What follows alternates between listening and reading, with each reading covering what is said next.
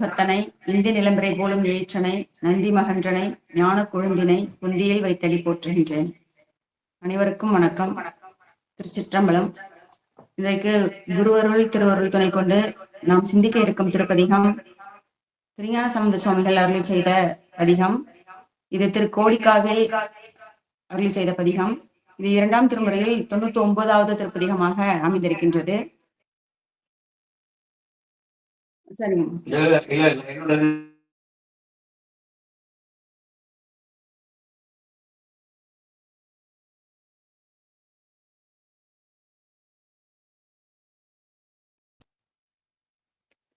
திருச்சிற்றம்பலம்.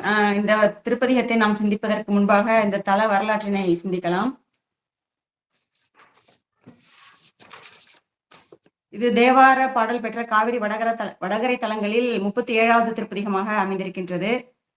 இங்கு திருஞான சம்பந்த சுவாமிகளும் அப்பர் சுவாமிகளும் பதிகங்கள் அருள் செய்திருக்கின்றார்கள்.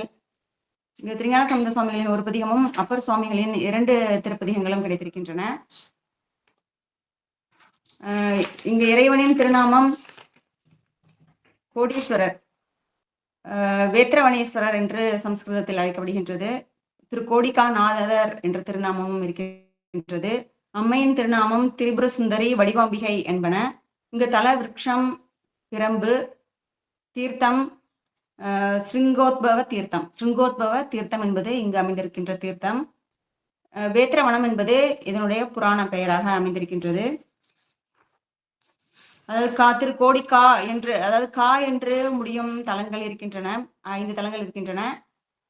அதாவது சோலைகளுக்கு இடையில் அமைந்துள்ள திருத்தலங்கள் என்று பொருள். அப்படிப்பட்ட அந்த தலங்கள் என்ன அப்படின்னு பார்த்தோம்னா, திரு ஆனைக்கா, திரு கோலக்கா, திரு நெல்லிக்கா, திரு குரக்குக்கா, திரு கோடிக்கா என்ற தலங்கள்.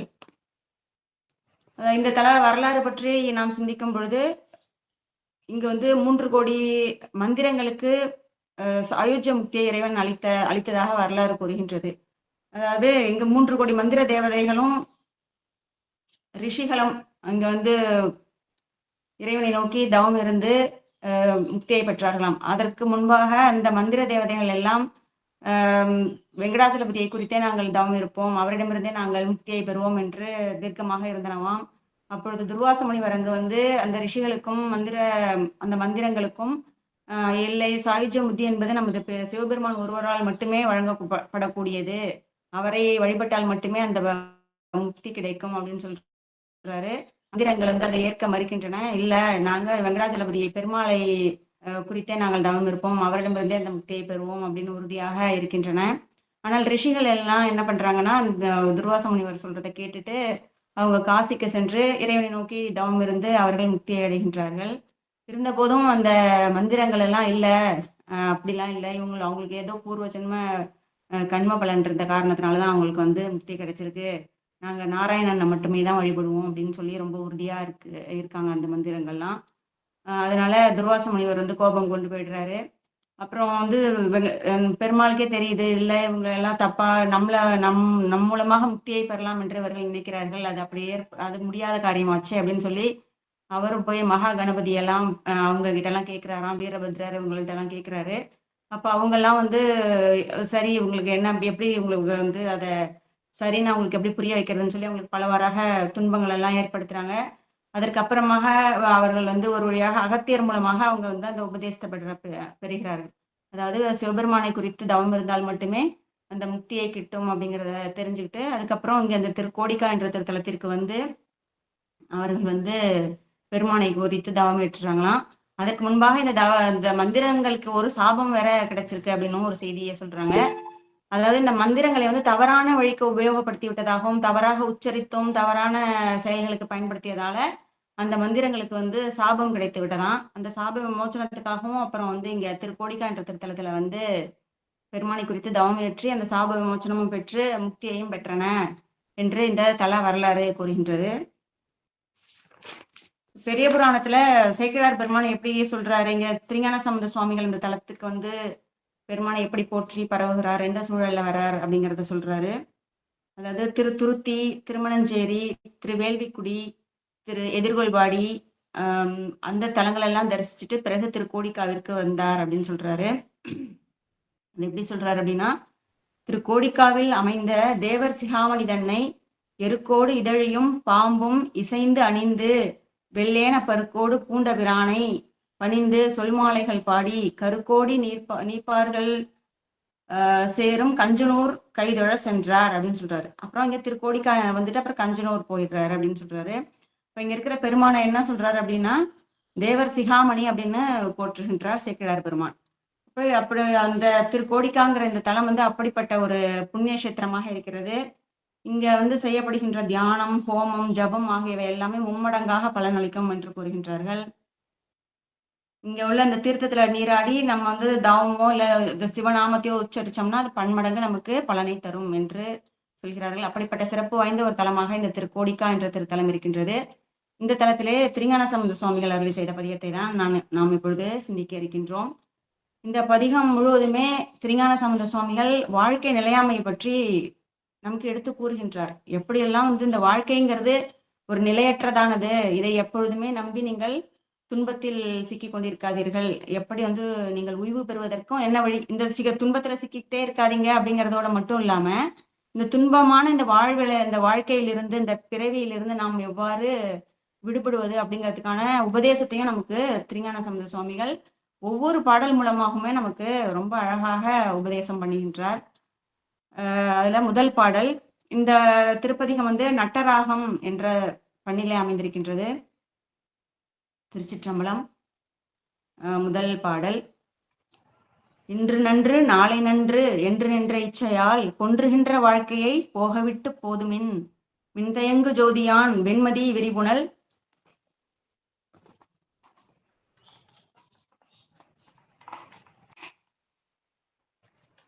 கொன்றை துன்று சென்னியான் கோடிக்காவு சேர்மினே என்பது இந்த பதிகம். இந்த பாடல் இந்த பதிகத்துல உள்ள முதல் பாடல் இது. அது என்ன உபதேசம் பண்றாரு அப்படின்னா, இந்த வாழ்க்கை வந்து நம்ம சாதாரணமா நம்மளோட மனநிலைமை எப்படி இருக்கும் அப்படின்னா, இந்த வாழ்க்கையில இன்பத்தையே அனுபவித்து கொண்டிருப்பவர்கள் என்ன நினைப்பாங்க, ஆகா இன்னைக்கு ரொம்ப அருமையா போச்சு, ரொம்ப நல்ல நாளா இருந்தது, நாளைக்கும் இதே மாதிரி நம்ம இன்பத்திலேயே தான் இருப்போம் அப்படின்னு நினைச்சு இந்த வாழ்க்கையை வீணாக கழித்து கொண்டிருப்பார்கள். அதே போல துன்பத்துல சிக்கிக்கிட்டு இருக்கவங்க எல்லாம் என்ன நினைப்பாங்க, சரி இன்னைக்குதான் துன்பத்துல போயிடுச்சு, நாளைக்காவது நமக்கு நல்லபடியா ஏதாவது ஒன்று நடந்துரும்னு அதையே நினைச்சு இந்த வாழ்க்கையை அவங்க என்ன பண்ணுவாங்கன்னா வீணாக கழித்து கொண்டிருப்பார்கள். அந்த வாழ்க்கைங்கிறது பொன்றுகின்ற வாழ்க்கை அப்படின்னு சொல்றாரு. அதாவது பொன்றுகின்றனா அழியக்கூடியதானது அப்படின்னு அர்த்தம்.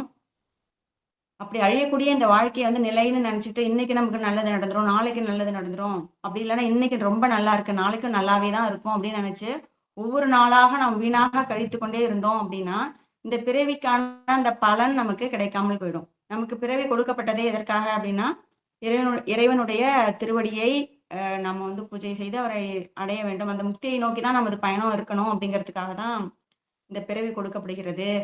ஆனால் அதையெல்லாம் தெரிஞ்சுக்காம இந்த உலகிலேயே நாம் மூழ்கி ஒவ்வொரு நாளாக வீணாக கழித்து கொண்டிருக்கிறோம். அதுதான் அப்படிலாம் செய்யக்கூடாது அப்படின்னு நமக்கு உபதேசம் செய்யறாரு. என்ன செய்யறாரு, இன்று நன்று நாளை நன்று என்று நின்ற இச்சைனா அந்த ஒரு ஆசையால இந்த வாழ்க்கையை நம்ம எப்படியாவது நல்லபடியா அமைச்சுக்கலாம் அப்படின்னு இந்த வாழ்க்கையை மெய்யன்னு நினைச்சு அதுலயே இருந்துடாதீங்க. இது பொன்றுகின்ற வாழ்க்கை, இது ஒரு பொய்யான வாழ்க்கை, மெய் போல தெரிஞ்சாலும் இது பொய் தான், இதை வந்து பொன்றுகின்ற வாழ்க்கையை போக விட்டுருங்க, அதுலயே மூழ்கிட்டு இருக்காதீங்க எப்பொழுதும்.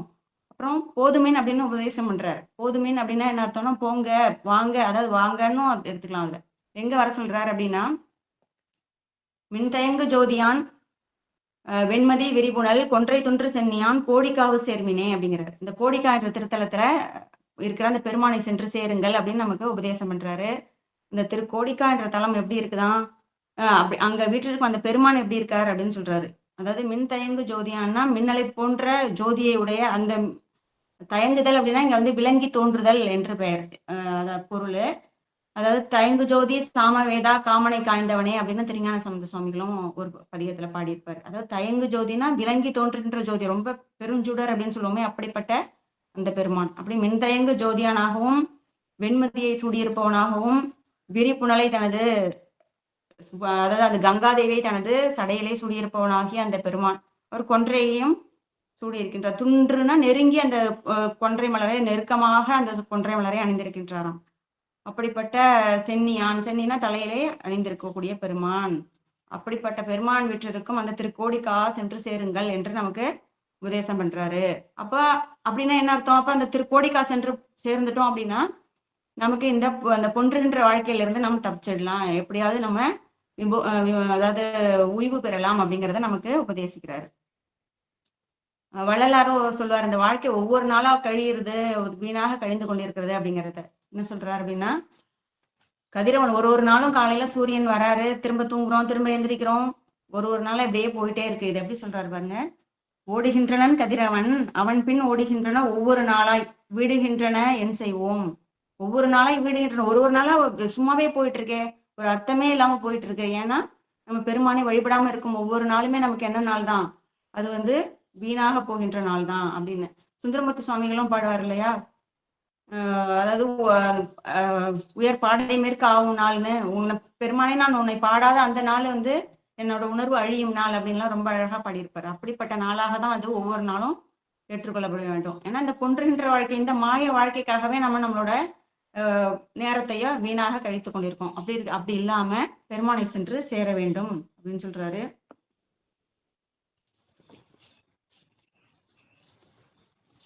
அதாவது இந்த உலக வாழ்க்கைங்கிறது இன்றுளார் நாளையில் எனும் பெருமை உடைத்து உலகு அப்படின்னு தான் சொல்லுவாங்க இல்லையா? அப்படி பொருளற்ற இந்த வாழ்க்கை, இந்த பொன்றுகின்ற வாழ்க்கையை நம்ம விட்டுட்டு மெய்ப்பொருளான அந்த இறைவனை தேடி நாம் சென்று சேர வேண்டும் அப்படின்னு ரொம்ப அழகா இந்த முதல் பாடல்ல உபதேசிக்கிறார். அடுத்தது இரண்டாவது பாடல். அல்லல் மிக்க வாழ்க்கையை ஆதரித்திராத நீர் நல்லதோர் நெறியினை நாடுதும் நடமினோம், வில்லையன்ன வானுதல் வெல்வலையோர் பாகமா கொல்லை வெள்ளை ஏற்றினான் கோடிக்காவு சேர்மினே அப்படிங்கிறது இந்த இரண்டாவது பாடல்.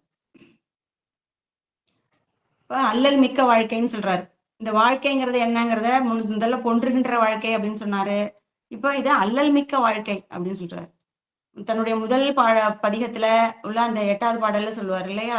துயரிலங்கும் உலகில் பல ஒழிகள் தோன்றும் பொழுதெல்லாம் அப்படின்னு இந்த உலகத்தை பற்றி விவரிக்கும் பொழுது அப்பவே அவரு துயரிலங்கும் உலகுன்னு தான் சொல்றாரு. இது துன்பத்தை தரக்கூடியதான ஒரு உலகமாக இது இருக்கிறது அப்படின்னு சொல்றாரு.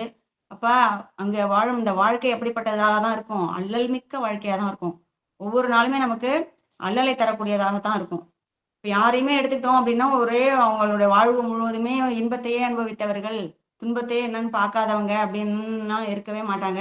மாறி மாறி தான் வரும். ஒருத்தருக்கு இன்பமும் துன்பமும் மாறி மாறி தான் வந்துட்டு இருக்கும். அப்ப அந்த இன்பங்கிறது வரும்பொழுது நம்ம பெருமானை நினைக்கவே மாட்டோம். இந்த துன்பம் வரும்பொழுதுதான் நம்ம ஓரளவாவது பெருமானை வழிபடணும் அப்படிங்கிற அந்த சிந்தனை வரும். இப்ப அதான் சொல்றாரு இங்க, அல்லல் மிக்க வாழ்க்கையை ஆதரித்திராத நீர். ஆதரிக்கிறதுனா என்னது? அதிலேயே எப்பொழுதும் மூழ்கி இருக்காம என்ன பண்ணணும்? நல்லதோர் நெறியினை நாடுதும் நடமினோ அப்படிங்கிறாரு. நல்லதோர் நெறியினை நாடுதும், நல்லதொரு நெறியை நோக்கி நீங்க செல்லுங்கள் அப்படின்னு சொல்றாரு. இப்ப அந்த நல்லதோர் நெறி எது அப்படின்னு நம்ம பார்த்தோம் அப்படின்னா சிவநெறி தான். சிவபெருமானை நோக்கி செய்யப்படும் அந்த செயல்கள் தான் நல்ல நெறியாக கருதப்படுகின்றன. அதுதான் தவநெறி. பெருமானை உன்னை வேண்டிக் கொள்வேன் தவநெறியே அப்படின்னு சுந்தரமூர்த்தி சுவாமிகள் கேட்பார் இல்லையா? அப்படிப்பட்டதான நல்ல நெறியை நோக்கி நாம் செல்லணும் அப்படின்னு நமக்கு உபதேசம் பண்றாரு. அப்ப என்ன சொல்றாரு அப்படின்னா, வில்லை என்ன வாணுதல், பெருமானை போய் விவரிக்கிறார். வில்லை என்ன வாணுதல்னா வில் போன்ற அந்த நுதல்னா நெற்றியுடைய அம்மை.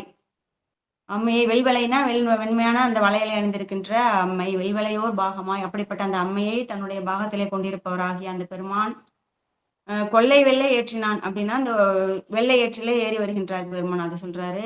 கொல்லை வெள்ளை ஏற்றினான் கோடிக்காவு சேர்மினே அப்படின்னு சொல்றாரு.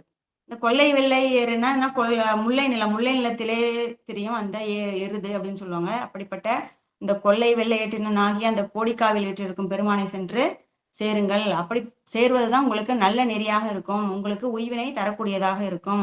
இந்த அல்லல் மிக்க வாழ்க்கையிலிருந்து நாம் தப்பிப்பதற்கு ஏதுவானதொரு நல்ல நெறி அந்த நெறி தான் அப்படின்னு சொல்லி நமக்கு உபதேசம் பண்றாரு. அப்படி சொல்லும்பொழுது அப்பர் சுவாமிகள் மற்றொரு பதிகத்துல சொல்லுவாரு, தில்லை பதிகத்துல, இந்த தில்லை பெருமானுக்கு நான் அன்பு கொண்டுட்டேன் அப்படின்னா எனக்கு அல்லலும் அருவினையும் என் செய்யும் அப்படின்னு பாடியிருப்பாரு. அல்லல் என் செய்யும், அருவினை என் செய்யும், தொல்லை வல்வினை தொந்தம்தான் என் செய்யும், தில்லை மாநகர் சிற்றம்பலவனார்க்கு எல்லையில்லதோர் அன்பு கொண்டேனுக்கே அப்படின்னு. இப்ப அந்த பெருமானை நினைத்து நாம் அவர் மீது நம்முடைய அன்பை முழுவதுமாக பெருமான் திருவடிகளிலே வைத்தோம் அப்படின்னா இந்த அல்லலும் அருவினையும் நம்மை எந்த எதுவும் செய்யாது, எந்த தொந்தரவும் நமக்கு தராது அப்படிங்கிற பொருள்ல ரொம்ப அழகா பாடியிருப்பாரு. அதாவது இந்த வாழ்க்கைங்கிறது இது வாழ்வாவது மாயம், இது மண்ணாவது திண்ணம் அப்படின்னு சுந்தரமூர்த்தி சுவாமிகள் பாடியிருப்பார் இல்லையா? இப்ப இந்த வாழ்வுங்கிறது நமக்கு பார்க்கும்பொழுது இன்னைக்கு பார்க்கும்போது இது மெய் தான். இதுக்காக நம்ம ஏதாவது செய்யணும், பொருள் சேர்க்கணும், இன்னும் வீடு கட்டணும், கார் வாங்கணும் அப்படின்னு ஏகப்பட்ட ஆசைகளை நம்ம மனதுல வச்சிருப்போம் இல்லையா? வரித்து வைத்திருப்போம். அப்படி இல்லாம இதெல்லாம் பொய் வாழ்க்கை தான். கொஞ்ச நாளைக்கு உள்ள வாழ்க்கை தான் இது. இந்த வாழ்க்கைக்காகவே நம்மளுடைய முழு நேரத்தையும் நம்ம செலவிடாமல் பெருமானை நோக்கி செய்யப்படும் அந்த தவ நெறியை நாம் நோக்கி செல்ல வேண்டும் அப்படின்னு நமக்கு இந்த 2வது பாடல்ல ரொம்ப அழகா உபதேசம் பண்றாரு. அப்ப அந்த தூணெறி வேணும் அப்படின்னா நமக்கு கடிக்குளத்தில் இருக்கும் பெருமானை சென்று வழிபடுங்கள் அப்படின்னு சொல்லியிருப்பாரு திருஞான சம்பந்த சுவாமிகள் மற்றொரு பதிகத்துல. அதாவது கடிக்குளத்து உரைதரும் எம் ஈசர் தொண்டர் தொண்டரை தொழுது அடிபணிமின்கள் தூணெறி எளிதாமே. அப்படியே தொண்டர் தொண்டரைனா பெருமானுக்கு தொண்டு செய்யும் அந்த அடியவர்களுடைய தொண்டரை, அவர்களுக்கு தொண்டு செய்யும் அந்த தொண்டர்களை கூட நாம் போய் வணங்கணும், அவர்களுக்கு வேண்டிய பணிவிடைகளை நாம் செய்தோம் அப்படின்னா கூட நமக்கு அந்த நெறியானது நமக்கு மிக எளிதாக வாய்க்கும் அப்படின்னு சொல்றாரு. அடுத்தது 3வது பாடல். இப்ப இதுல இருந்து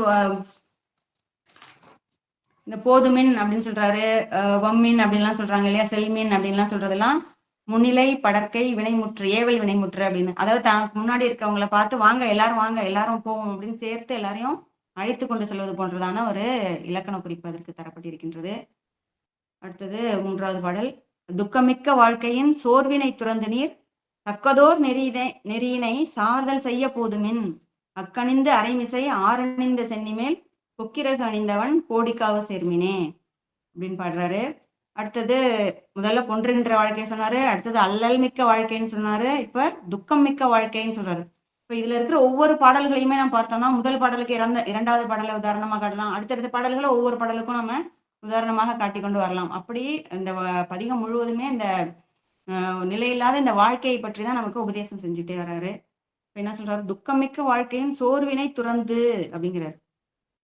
ஒருத்தருக்கு தொடர்ச்சியா துன்பமே இருந்துட்டு இருக்கு அப்படின்னா அவங்களுக்கு என்ன மாதிரியான மனநிலைமை அவங்களுக்கு இருக்கும் அப்படின்னு பார்த்தா, என்னடா வாழ்க்கை இது அப்படின்னு ரொம்ப சோர்ந்து போயிடுவாங்க. எதுவுமே செய்ய முடியாது, இனிமே நமக்கு உயிவே கிடையாது போல இருக்கு, இதுல இருந்து நம்ம விடுபடவே முடியாதோ, பெரிய துன்பத்துல சிக்கிட்டு இருக்கமோ அப்படின்னு நினைச்சு ரொம்ப சோர்ந்து போயிருப்பாங்க இல்லையா? அப்படிப்பட்டவர்களுக்கு உபதேசிக்கிறார். துக்கமிக்க வாழ்க்கையின் சோர்வினை துறந்து, அதை வாங்க, நீங்க என்ன இப்படி சோர்ந்து போயிட்டீங்களே, வாங்க உங்களுக்கு ஒரு நல்ல வழி ஒண்ணு இருக்கு நான் சொல்றேன் அப்படின்னு சொல்றாரு. அந்த வழி என்னதான்? தக்கதோர் நெறி. அந்த நெறி என்ன அப்படின்னு பார்த்தோம்னா, தக்கதோர் நெறியினை சார்தல் செய்ய போதுமின், அந்த நெறியை சென்று சாருங்கள், அங்கு சென்று சேருங்கள் அப்படிங்கிறார். அது என்ன நெறி அப்படின்னு பார்த்தோம்னா, அக்கணிந்து அரைமிசை, அதாவது அக்கணிந்து அரை, அந்த இடுப்புல அக்கு மாலைகளை சூடியிருக்கார். அந்த அக்கணிந்து அரைமிசை ஆரணிந்த சென்னிமேல், தன்னுடைய தலையில அந்த கங்கை ஆற்றை சூடி கொண்டிருக்கின்றார், இடுப்பிலே அக்கு மாலை அணிந்து கொண்டிருக்கின்றார். அக்கணிந்து அரைமிசை ஆரணிந்த சென்னிமேல் கொக்கிரகு அணிந்தவன், அந்த தலையில கொக்கிரகு அப்படிங்கிற அந்த மலரையும் சூடிக்கொண்டிருக்கும் அந்த பெருமான் விற்றிருக்கும் கோடிக்கா என்ற திருத்தலத்தை சென்று சேருங்கள். அங்க போனீங்கன்னா உங்களுக்கு அது தக்கதோர் நெறியாக அதுதான் இருக்கும். ஏன்னா அங்க போய் பெருமானுக்கான தொண்டை செய்யணும். அது என்ன நெறி என்னன்னா, அது இந்த 4 வகை நெறிகளை கூட சொல்லுவாங்க இல்லையா? சரியை, கிரியை, யோகம், ஞானம் என்று கூறக்கூடிய அந்த 4 வகை நெறிகளிலே நமக்கு ஏதுவானது ஒரு நெறியை நாம் மேற்கொண்டு அப்படி பெருமானுக்கு ஆன பூஜைகளை செய்து கொண்டு ஒருமித்த சிந்தையோடு பெருமானை நாம் வழிபட்டு கொண்டே இருந்தோம் அப்படின்னா இந்த துக்கமிக்க வாழ்க்கையின் சோர்விலிருந்து நாம் விடுபடலாம் அப்படின்னு ரொம்ப அழகா உபதேசிக்கிறாரு. அதாவது இந்த பிறவியில நமக்கு இந்த மனம், மொழி, மெய்களால் நாம் பெருமானை தான் வழிபடணும் அப்படின்னு சொல்லுவாங்க இல்லையா? அதுதான் நல்ல நெறி அப்படின்னு சொல்லுவாங்க. சித்தியார்ல சொல்லுவாரு, மானுட பிறவி தானும் வகுத்தது மன வாக்காயத்து ஆணிடத்து 5 மாடும் அரண் பணிக்காக அன்றோ என்று. இப்படி அந்த அரணாகி அந்த பெருமானுடைய பணிக்காக தான் இந்த நமக்கு கொடுக்கப்பட்டிருக்க இந்த மனம், மொழி, மெய்யால பெருமானை நாம் துதிக்கணும் அப்படின்னு சொல்றாரு. மனம், வாக்கு, காயத்தால், மனதாலையும் வாக்காலையும் இந்த உடம்பாலையும் நாம் பெருமானுக்கான அந்த சேவைகளை செய்து கொண்டிருந்தால் நமக்கு இந்த துக்கம் இல்லாமல் இருக்கும், நல்லதொரு நெறி நமக்கு நாம் சென்று சேருவோம், அதன் மூலமாக நாம் இந்த முக்தி பெற்றினை அடையலாம் அப்படின்னு நமக்கு உபதேசம் பண்றாரு. அடுத்தது 4வது பாடல். அதாவது இங்க இந்த சோர்ந்து படுறதுக்கு இன்னொரு பாடல கூட சொல்லுவாரு. அதாவது ரொம்ப துன்பத்தை அனுபவிச்சுட்டு இருக்கவங்க சோர்ந்து போயிடுவாங்க இல்லையா? அவங்களுக்கு ஒரு ஊக்கம் அளிப்பது போல திருஞான சம்பந்த சுவாமிகள் ஒரு பாடல்ல சொல்லுவாரு. திருவாரூர் திருப்பதிகத்துல, பிறவியால் வருவன கேடுல ஆதலால் பெரிய இன்பத் துறவியர்க்கு அல்லாது துன்பம் நீங்காது என நீ தூங்கினாயே அப்படின்னு சொல்றாரு. அதாவது பெரிய துறவிகளுக்கு தான். அந்த துறவிகள்லாம் என்ன பண்ணுவாங்க, பல ஆயிரம் ஆயிரம் வருடங்களாக அவங்க கடும் தவம் புரிவாங்க, காட்டுக்கு போவாங்க, கடும் தவம் புரிவார்கள். அவர்கள் மேல் புற்றுழுவது கூட தெரியாமல் பெருமானை நோக்கி தவம் இருப்பாங்க. அவங்களுக்கெல்லாம் தான் அந்த முக்தி பேர் கிடைக்கும் போல இருக்கு அப்படின்லாம் நீ நினைச்சு சோர்வடைஞ்சிடாத அப்படின்னு சொல்றாரு. பெரிய இன்பத் துறவியர்க்கு அல்லாது அல்லது துன்பம் நீங்காது என நீ தூங்கினாயே இப்படின்னு சோர்வடைஞ்சு போயிருக்கே அப்படின்னு சொல்லிட்டு, வா உனக்கு ஒரு நல்ல மார்க்கத்தை காட்டுறேன் அப்படின்னு சொல்றாரு. மறவல் நீ மார்க்கமே நன்னினாய் தீர்த்த நீர் மல்கு சென்னி அரவன் ஆரூர் தொழுது உய்யலாம் மையல் கொண்டு அஞ்சல் நெஞ்சே அப்படிங்கிறாரு. இப்ப மையல் கொண்டு இதுல நமக்கு உய்வே கிடையாது, நம்ம எப்படிதான் இதுல இருந்து நமக்கெல்லாம் கிடைக்காது, நம்ம ஒரு சாதாரண மானிட பிறவி எடுத்திருக்கோம், பெரிய பெரிய தேவர்களும் முனிவர்கள் ரிஷிகள் இவர்களுக்கு தான் பெருமான் வந்து அருள் தருவாரு, நமக்கெல்லாம் தரமாட்டாரு அப்படின்லாம் நினைச்சிட்டு நீ ரொம்ப சோர்வடைஞ்சு போயிடாத. இங்க வா, இந்த ஆரூர்ல இருக்கும் இந்த பெருமானை வந்து நீ வழிபட்டால் உனக்கும் அந்த தவநெறியானது மிக எளிதாக கிட்டும் அப்படின்னு அழகா உபதேசிக்கிறாரு. அடுத்தது இன்னொரு பாடல்லையும் திருஞான சம்பந்த சுவாமிகள் சொல்லுவாரு. அடைவிலோம் என்று நீ அயர்வொழி நெஞ்சமே விடையமர் கொடியினான் விண்ணவர் தொழுதலும் கடையுயர் மாடமார் கழுமல வளநகர் பெடைநடை அவளுடன் பெருந்தகை இருந்ததே அப்படின்னு பாடுவார். அந்த பெடைநடையை கொண்ட அந்த பெருமாட்டியோட பெருமான் இருக்காரு. நமக்கு அந்த அம்மாவும் அப்பாவும் அம்மையும் அப்பனுமாக நமக்கு இருந்து அங்கு காத்து கொண்டே இருக்கிறார்கள். இந்த இவன் எப்ப வருவான், இவனுக்கு நம்ம எப்ப அருள் புரியுறது அப்படிங்கிற மாதிரி பெருமான் அங்க விட்டு இருக்கிறாராம். அவரை நோக்கி நீங்க போங்க, உங்களுக்கு அடையவே இல்லை, எனக்கு அடைக்கலமே இல்லை, நான் யார்கிட்ட போய் சொல்றது அப்படிங்கிற மாதிரியான அந்த மனநிலைமையெல்லாம் உங்களுக்கு வேண்டாம். நமக்காகவே பெருமானும் பெருமாட்டியும் அந்த கழுமலத்திலே விற்றிருக்கிறார்கள், அவர்களை சென்று நீ சேர்வாயாக அப்படின்னு சொல்றாரு. அடைவிலோம் என்று நீ அயர்ந்து போகாத, அங்க போய் பெருமானை சென்று சேரு, அவர் உனக்கு அந்த தூய்மையானதொரு அந்த நெறியை உனக்கு அருளி செய்வார் அப்படின்னு சொல்றாரு. அடுத்தது 4வது திருப்பாடல். பண்டு செய்த வல்வினை பற்றற கெடும் வகை உண்டு உமக்கு உரைப்பண்ணான் ஒல்லை நீர் எழும்பினோம் மண்டு கங்கை சஞ்சடை வைத்து மாதோர் பாகமாக கொண்டுகந்த மார்பினான் கோடிக்காவு சேர்மினே அப்படின்னு பாடுறாரு. இப்ப இந்த 4வது திருப்பாடல்ல வந்து பண்டு செய்த பழவினை அப்படின்னு சொல்றாரு.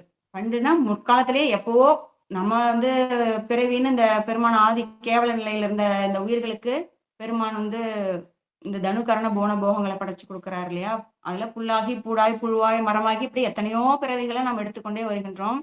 அப்படி நமக்கே தெரிந்தோ தெரியாமலோ பல பாவங்களையோ நன்மை தீமை ரெண்டையுமே செஞ்சுட்டு வந்திருப்போம். அப்படி செய்த அந்த இரு வினைகளும், இந்த பண்டு செய்த அந்த பழ வினைகள் இரண்டுமே அதோட பற்று வந்து கெடும் வகை உண்டு அப்படிங்கிறாரு. அப்ப இது வரைக்கும் என்னதான் நினைச்சிட்டு இருக்கோம், எல்லாம் சொல்றாங்க முன்னாடி நீ ஏதோ செஞ்ச உன்னோட ஏதோ நமக்கு ஒரு நல்லது நடந்தா என்ன சொல்றாங்க, ஏதோ நல்ல ஜென்மத்துல நீ ஏதோ ஒரு நல்லது பண்ணியிருக்க, அதனால நீ இந்த இன்பத்தை அனுபவிக்கிறேன்னு சொல்றாங்க.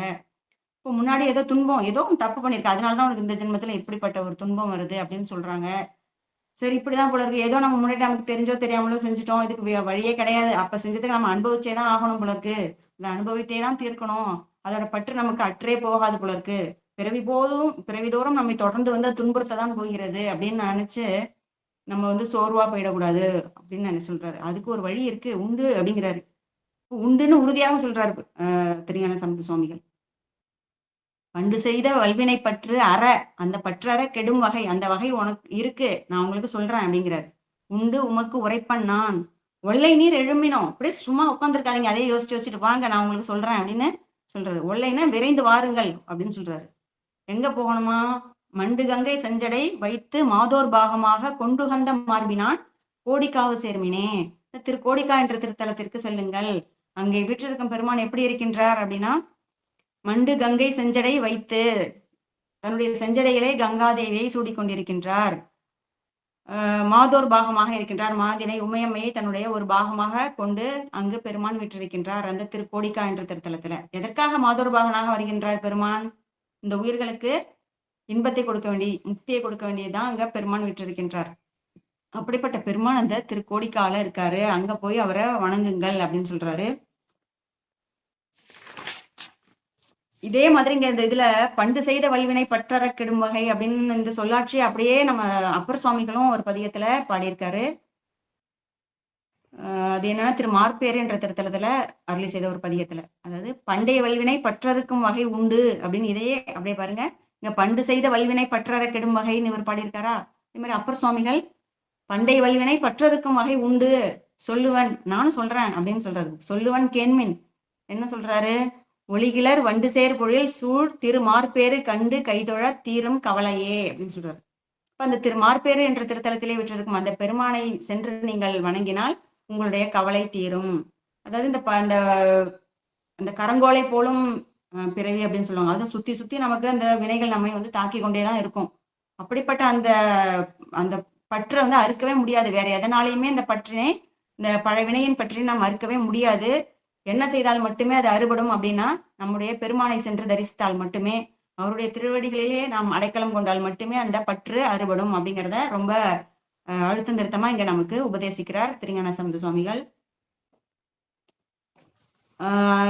அப்பர் சுவாமிகள் சொல்லுவார் இல்லையா, ஐயாரன் அடித்தளத்தை பத்தி சொல்லும் பொழுது, மொய்த்திருண்டு பந்தித்து நின்ற பழவினை தீர்ப்பன ஐயாரன் அடித்தளமே அப்படின்னு சொல்லுவார். மொய்த்திருண்டு பந்தித்து நின்ற பழவினை இருள் போல நம்முடைய அறிவை வந்து மறைக்கக்கூடியதாக இருக்கும் அந்த வினை. அப்படிப்பட்ட அந்த இருள் போன்றதான அந்த பழவினை அதை வந்து தீர்ப்பன ஐயாரன் அடித்தளம் அப்படின்னு சொல்லுவார். அப்ப அந்த பெருமானுடைய திருவடியை சென்று நாம் சேர வேண்டும் அப்படிங்கிறதான் நமக்கு உபதேசித்துக் கொண்டே வருகின்றார்கள். இதுதான் சொல்லுவாங்க, அவ்வினைக்கு இவ்வினையாம்னு சொல்லுவோம். முன்னாடி செஞ்ச வினைக்கு இப்ப வருது, அவ்வினைக்கு இவ்வினையாம் என்று சொல்லும் அவுதறிவீர். அதெல்லாம் உங்களுக்கு தெரியுது இல்லையா? முன்னாடி செய்த வினைக்கு ஏற்பதான் இப்போ நமக்கு வருது அப்படின்னு தெரியுது. அப்ப உய்வினை நாடாது இருப்பதும் உந்தமக்கு ஊனமன்றே அப்படின்னு கேட்கிறாரு திருஞான சம்பந்த சுவாமிகள். அதை தெரிஞ்சு வச்சுட்டு இருக்க நீங்க, அதுக்கான உய்வையும் நீங்க தெரிஞ்சுதானே வச்சிருக்கணும். அந்த வழியில நீங்க செல்லணும் இல்லையா? அது செய்யாம இருக்கிறது உங்களுக்கு ஊனம் இல்லையா, இழுக்கு இல்லையா அப்படின்னு கேட்கிறாரு. அப்ப அதுக்கு என்னதான் செய்யணும் அப்படின்னா, இப்ப இந்த மாதிரி திருக்கோடிக்கா என்ற திருத்தலத்திற்கு செல்லுங்கள், அங்க போய் அந்த இங்க இருக்கிற பெருமானை சென்று வழிபடுங்கள், உங்களுக்கு உய்வு கிடைக்கும் அப்படின்னு சொல்றாரு. ஏன்னா நம்முடைய பெருமான் தான், ஏன் நம்ம பெருமானை மட்டும் அவரை சென்றால்தான் அந்த பற்று நமக்கு அறுபடும் அப்படின்னு சொன்னா, அவர் தான் நமக்கு அந்த வினைக்கேற்ப நமக்கு இன்பத்தையும் துன்பத்தையும் கூட்டு வைப்பவர் நமது பெருமான் தான் அப்படின்னு பார்க்கிறோம். இதுதான் சிவபோக சாரத்துல சொல்லுவாங்க, இன்ன வினை இன்னதளத்து இன்ன பொழுது இன்னபடி இன்னதனால் எய்தும் என அறிந்தே அன்னவினை அன்னதளத்து அன்ன பொழுது அன்னபடி அன்னதனால் பின்னமர கூட்டும் பிரான் இல்லையா? நம்முடைய பிரான் அவர் தான் நம்முடைய வினைக்கேற்ப நமக்கு வந்து எங்க எந்த நேரத்துல எப்படி போகும்பொழுது இவனுக்கு எப்படிப்பட்டதான ஒரு அனுபவம் ஏற்படணும் அப்படிங்கிறத அந்த வினையை கொண்டு வந்து கூட்டுறவர் நமது பெருமான் தான். இப்ப ஆக்குபவர் தான் அழிவிக்கவும் செய்வார் அப்படிங்கிறத நம்ம பாக்குறோம். யார் நமக்கு கொடுக்கிறாரோ அவரால் மட்டும்தான் அதை நிறுத்தவும் முடியும். அந்த பெருமானுடைய திருவடிகளை சென்று நாம் சரணடைந்தோம் அப்படின்னா நமக்கு இந்த பழவினையின் பற்றிலிருந்து நாம் விடுபடலாம் அப்படின்னு சொல்லி ரொம்ப அழகா உபதேசிக்கிறாரு. அடுத்தது 5வது பாடல். முன்னம் நீர்சை பாவத்தால் மூர்த்தி பாதம் சிந்தியாது இன்னம் நீர் இடும்பையில் மூழ்கிறீர் எழுமினோ பொன்னை வென்ற கொன்றையான் பூதம்பாட ஆடலான் கொன்னவிலும் வேலினான் கோடிக்காவு சேர்மினே அப்படின்னு பாடுறாரு. இப்ப நம்ம பெருமானை சென்று வழிபடணும் அப்படின்லாம் எல்லாம் சொல்றாங்க. இப்ப நம்ம எவ்வளவோ காலத்துல எப்பவோ செய்த புண்ணியத்தின் காரணமாக தான் நம்ம இப்ப பெருமானை வழிபடுகிறோம் அப்படின்லாம் சொல்லுவாங்க. அதுதான் இப்ப இவர் சொல்றாரு பாருங்க, முன்னை நீர்சை பாவத்தால் மூர்த்தி பாதம் சிந்தியாது அப்படிங்கிறாரு. இப்ப முன்னாடி ஏதோ ஒரு காலத்துல நீ செய்த ஏதோ ஒரு பாவம் செஞ்ச காரணத்தினாலதான் இன்னும் மூர்த்தினா இங்க யாரு? பெருமானுடைய திருவடிகளை நீ இன்னும் சிந்திக்காமல் இருக்கின்றாய். அப்படி சிந்திக்காமல் இருக்கின்ற காரணத்தினாலதான் நீ இன்னும் இடும்பையில் மூழ்கி கொண்டிருக்கின்றாய் அப்படிங்கிறாரு. இடும்பைனா இங்கன்னா துன்பம். இப்ப துன்பத்துல நீ மூழ்கி கொண்டிருக்கனா அதுக்கு என்ன காரணம்? பெருமானுடைய திருவடியை சிந்திக்கல.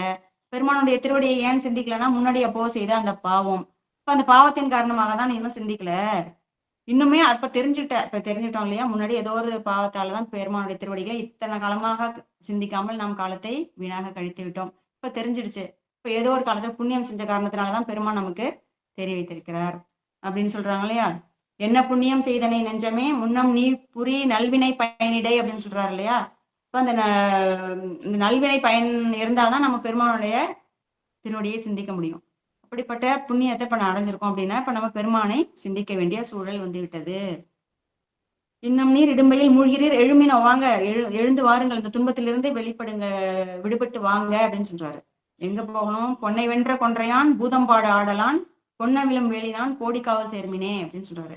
இப்ப பொன்னை வென்ற கொன்றையான், இந்த கொன்றை மலை இருக்கே அதோட நிறம் வந்து மஞ்சள் நிறத்துல பொன் போல அப்படியே மின்னும் இல்லையா?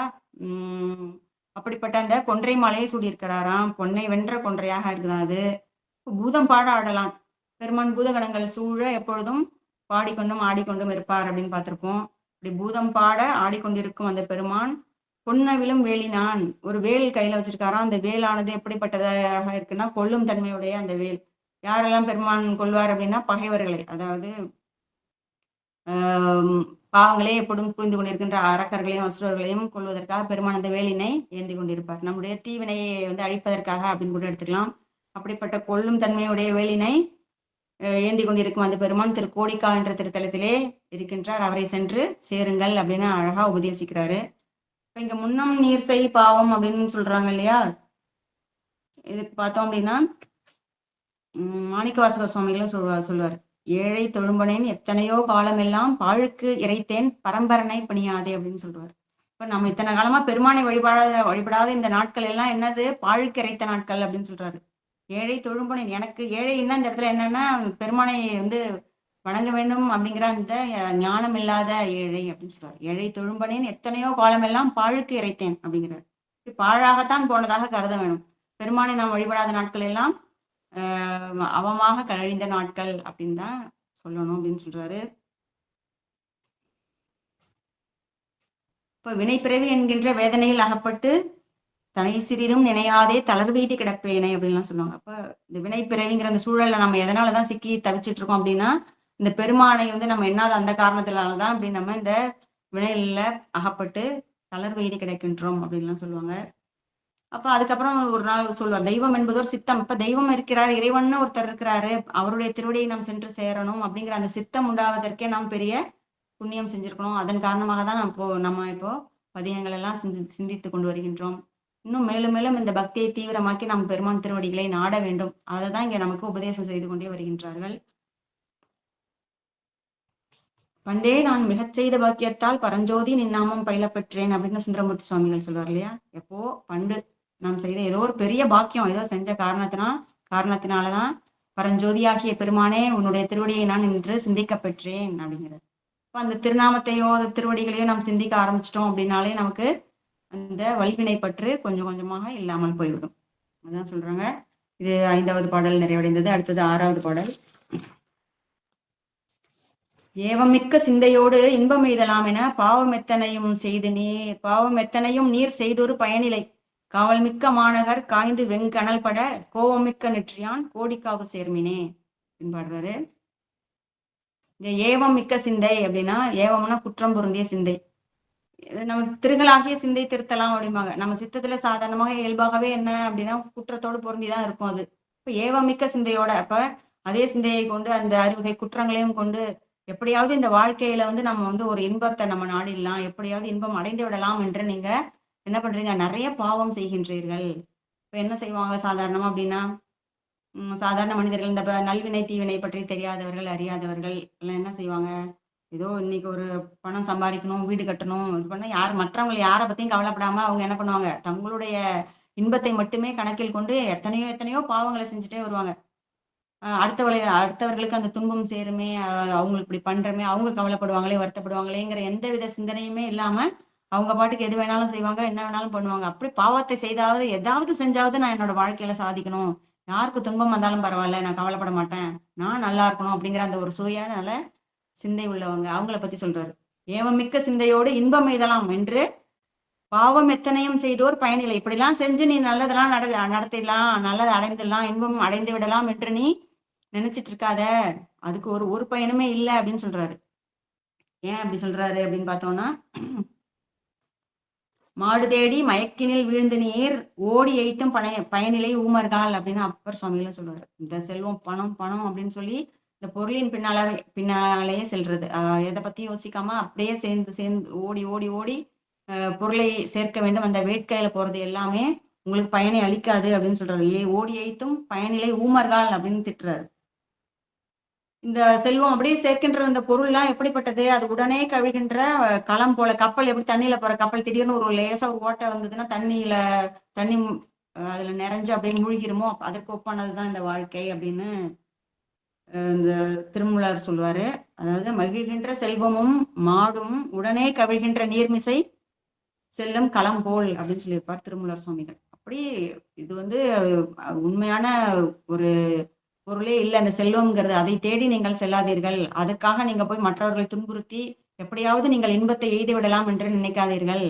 அப்படி இல்லை. அப்படி இல்லாம அப்ப என்ன செஞ்சாதான் நாங்க இன்பத்தை அடையலாம், நிலை நிலை பெற்றதான அந்த இன்பத்தை அடைவதற்கு என்னதான் வழி அப்படின்னுங்கிற அதையும் சொல்றாரு.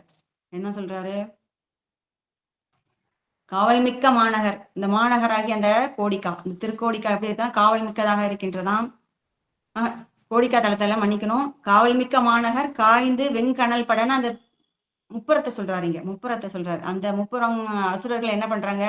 அந்த இரும்பு வெள்ளி பொன்னாலான அந்த கோட்டைகளை அசுரர்கள் அவங்களுக்கு அவ்வளவு பெரிய கோட்டையை வச்சிருக்காங்கன்னா அதுக்கு எப்படிப்பட்ட காவலை அமைச்சிருப்பாங்க? காவல் மிக்க கோட்டைகள் அது. காவல் மிக்க மாநகர் காய்ந்து வெண்கணல் பட அந்த 3 நகரங்களும் நெருப்பிலே வெந்து அழியும்படியாக காய்ந்து வெண்கணல் படனா அந்த கனல் அனலிலே பட்டு அழியும்படியாக, படனா இங்க அழியும்படியாக கோமிக்க நெற்றியான், கோமிக்க தன்னுடைய நெற்றி கண்ணு இருக்க அந்த வச்சிருக்காராம் பெருமான். அந்த கண்ணு எப்படிப்பட்டது? கோமிக்க நெற்றியான்னு சொல்றாரு. இப்படி பெருமான் கோபத்துல அப்படியே நெற்றி கண்ணை திறந்தாருன்னா அழிச்சிருவார் அப்படின்லாம் பார்த்திருப்போம் இல்லையா? அப்படி கோமிக்க நெற்றியான் கோடிக்காவு சேர்மினே, அந்த பெருமானுடைய கோடிக்கா என்ற திருத்தலத்தை சென்று அடைந்தீர்கள் அப்படின்னா நீங்க வந்து அந்த இன்பத்தை எய்தலாம். இப்ப ஏமமிக்க சிந்தையோட இருந்தா நீங்க இன்பம் எய்த முடியாது. அந்த 6 வகை குற்றங்களையும் நீக்கி பெருமானுடைய திருவடிகளை சென்று சேர்ந்தோம் அப்படின்னா நாம் இன்பம் எய்தலாம் அப்படின்னு சொல்றாரு. இப்ப இதுக்கு என்ன சொல்றாங்கன்னா, அந்த 3 முப்புராதி அசுரர்களும் எப்படி பலம் மிக்கவர்கள், அவர்களுக்கு வந்து அப்படிப்பட்ட 3 கோட்டைகளை கொடுத்திருக்காரு பெருமான். அதை கொண்டு அவர்கள் ஆணவ மிகுதியால என்ன பண்றாங்க? அங்க இருக்க உயிர்களுக்கு எல்லாம் துன்பத்தை கொடுக்குறாங்க. துன்பத்தை கொடுத்து நம்மளுடைய அரசாட்சியை இன்னும் வலுவாக்கணும். அதன் மூலம் நம்ம இன்பத்தை எய்தலாம்னு நினைச்சுதானே அவங்க அப்படி பறந்து திரிந்து ஒவ்வொரு ஊர்லயும் போய் அப்படியே அழுத்தி எல்லாரையும் கொண்டுடுறாங்க இல்லையா? அப்ப அவங்களுக்கு அதனால ஏதாவது ஒரு பயன் இருந்ததா அப்படின்னா இல்ல. என்ன பண்ணாங்க? அப்ப கடைசியில அவங்களுக்கு என்ன நேர்ந்தது அப்படின்னா பெருமான் வந்து அதை வந்து அழித்திடுறாரு இல்லையா? அந்த நெருப்பில பட்டு அது அழியும்படியாக சாம்பல் ஆக்கிடுறாரு. அப்படி நீங்களும் அவங்கள மாதிரி இருந்து உங்களுடைய அந்த குற்றமிக்க அந்த சிந்தையை கொண்டு நீங்கள் ஏதாவது இன்பத்தை எய்து விடலாம் அப்படின்னு நினைக்காதீங்க. முடிவுல பெருமானுடைய அந்த கோபத்துக்கு ஆளாகி விடக்கூடும் அப்படின்னு எச்சரிக்கை செய்வது போல இங்க சொல்றாரு 6வது பாடல்ல. 7வது பாடல். ஏனழிந்த வாழ்க்கையை இன்பமென்று இருந்தினீர் மானழிந்த மூப்பினால் வருந்தன் முன் வம்மினோ பூனல்வெல் எழும்பினான் பொன்திகழ் சடைமுடி கோணல்வெண் பிறையினான் கோடிக்காவு சேர்மினே அப்படின்னு பாடுறாரு. ஏற்கனவே நாம் பொன்றுகின்ற வாழ்க்கை, துக்கமிக்க வாழ்க்கை அப்படின்லாம் சொன்னாரு. இங்க வந்து ஏனழிந்த வாழ்க்கை அப்படிங்கின்றார். ஏனழிந்த வாழ்க்கைன்னா பெருமையெல்லாம் இல்லாதபடியான வாழ்க்கை அப்படின்னு அர்த்தம். ஏனழிந்த வாழ்க்கையை இன்பம் என்று இருந்தினீர், இந்த வாழ்க்கையை தான், இந்த பொய்யான இந்த வாழ்க்கை, இது வந்து இன்பம் என்று நீங்கள் இருக்காதீர்கள் அப்படின்னு சொல்றாரு. அது ஏனழிந்த வாழ்க்கைன்னா இந்த உறுதிப்பாடு அப்படிங்க, உறுதி இல்லாததான இந்த வாழ்க்கை. ஏனழிந்தனா ஏன்னா உறுதியின் பொருள்.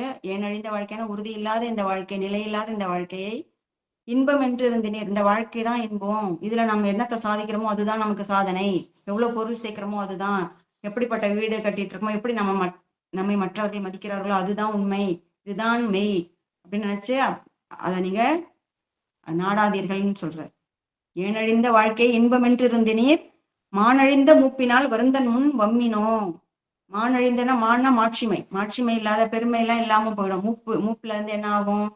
உடல் தளர்ந்து போகும், முடி நரைச்சு போகும். அப்ப வந்து மற்றவர்களோட கேளிக்கைக்கு ஆளாக கூடும். அப்போ இந்த பெருமையெல்லாம் இல்லாம போயிடும், அந்த மாட்சிமை இல்லாமல் போயிடும் மூப்பு.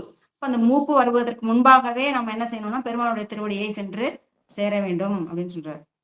சாதாரணமா எல்லாரும் சொல்லுவாங்க, என்ன இப்போவே சாமி கும்பிட போயிட்டீங்க, இளமை காலத்திலேயே, இன்னும் கொஞ்சம் வயசாகட்டுமே, இன்னும் கொஞ்சம் நாட்கள் போகட்டுமே, இப்போவே எதுக்கு அப்படின்லாம் சொல்லுவாங்க. அப்போ அதெல்லாம் இல்லை. மூப்புலாம் வந்ததுக்கு அப்புறம் நமக்கு உள்ளத்துலயும் உறுதி இருக்காது, உடல்லையும் உறுதி இல்லாமல் போகலாம்.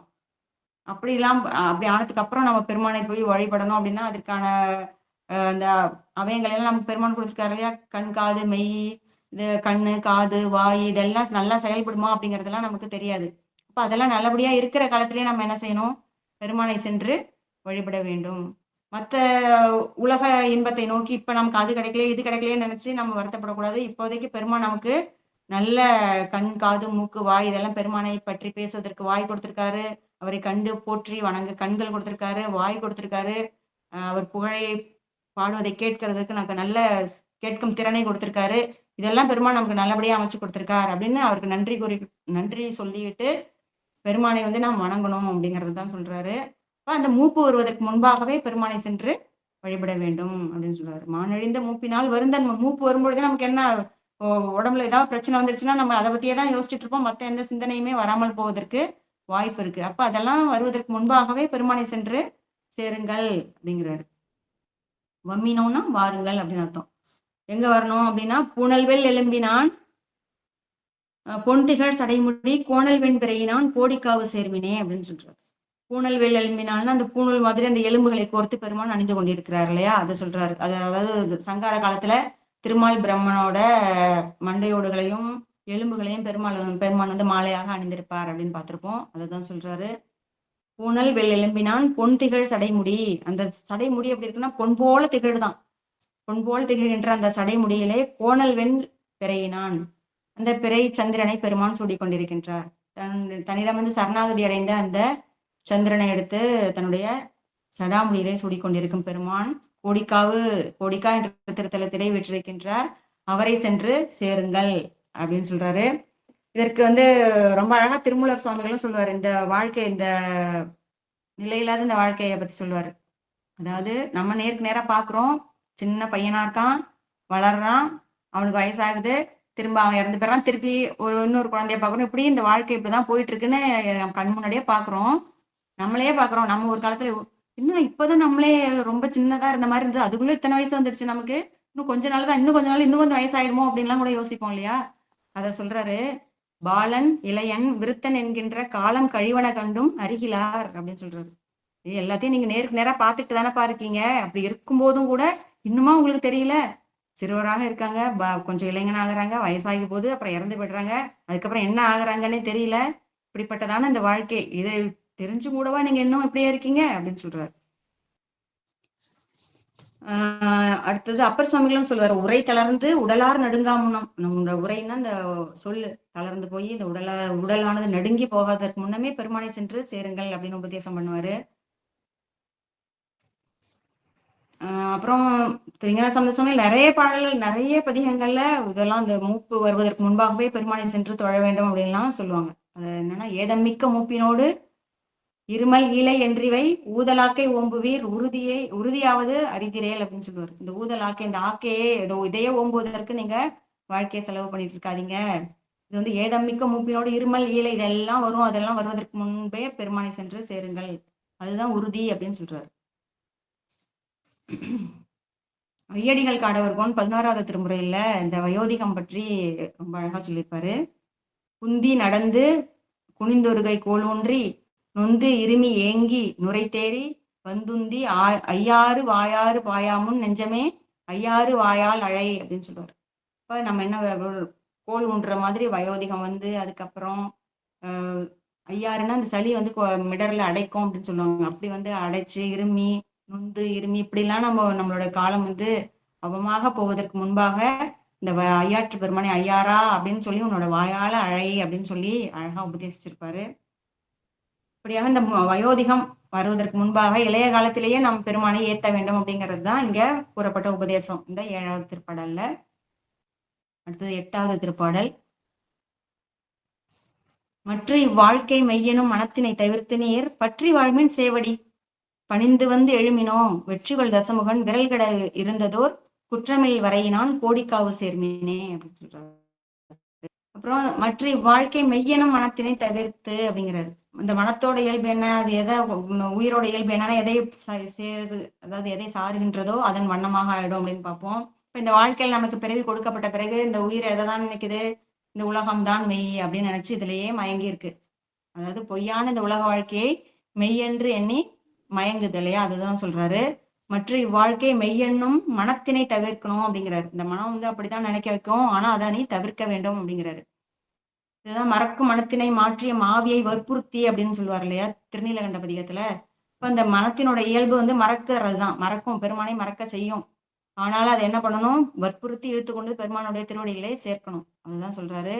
இப்படிப்பட்ட அந்த மனத்தினை தவிர்த்து நீர், அப்ப தவிர்த்து எதை என்ன செய்யணும் அப்படின்னா பற்றி வாழ்மின் சேவடி அப்படிங்கிறாரு. பணிந்து வந்து எழுமினோம், பற்றி வாழ்மின் சேவடி. யாருடைய சேவடியை நாம் பற்றி வாழ வேண்டும்? பற்றற்றானாகிய அந்த பெருமானுடைய திருவடியை நாம் பற்ற வேண்டும்.